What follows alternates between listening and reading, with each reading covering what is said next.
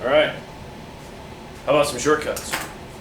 I like shortcuts too. So this video is the second page to the notes, find missing side links. We're going to talk about testing for similarity. How do we test? Because up until now, we've had to compare all three sides and all three sets of angles to determine if they're similar. I don't want to do that all the time. So guess what? We don't have to. There are other ways to test for similarity. 3 to be exact. Well, angle-angle similarity. Basically, the short of this is if I have one angle congruent to another. So the measure of angle O is congruent to the measure of angle R, and the measure of angle N is congruent to the measure of angle Q, then the triangles are congruent.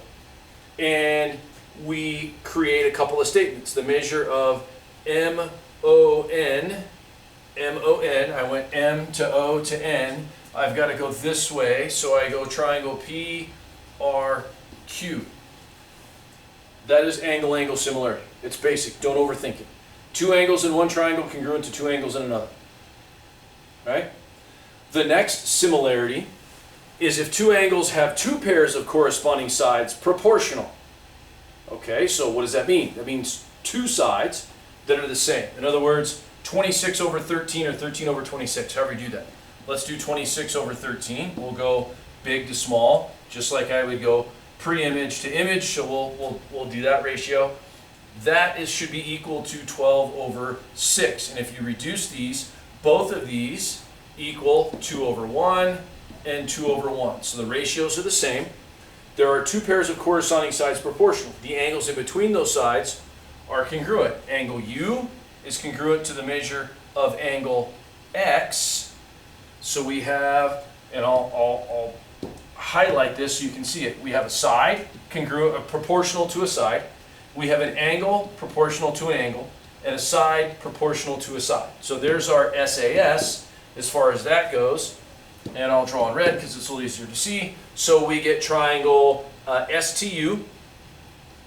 So I started with S, went to T, went to U, V to W to X. So VWX.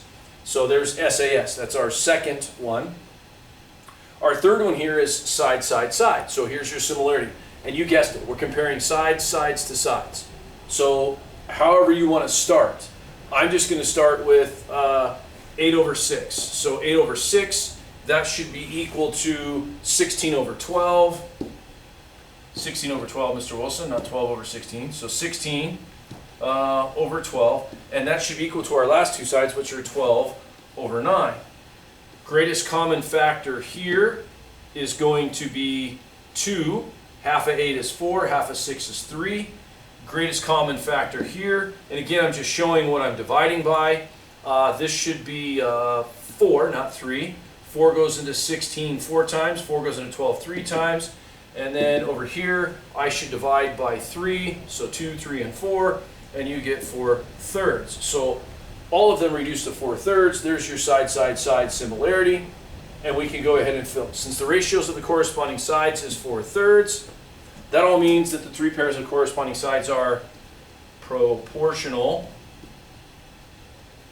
So triangle, what is that, CDE? CDE is congruent to FGH, I believe. Right? There's your statements. All right, so review. What are the three methods for determining how triangles are similar? We had angle similarity, we had side angle side similarity, and we had side side side similarity. And then it's going in for a review. It's saying, hey, what are the 5 methods for determining two triangles are congruent? Now, this is congruence. This is a bit different, and I'll just pop all of those out for you. Side side side, side angle side, angle side angle, angle angle, side, and hypotenuse leg. Those are all congruence statements, if you forgot. All right, ask questions, study for your quiz.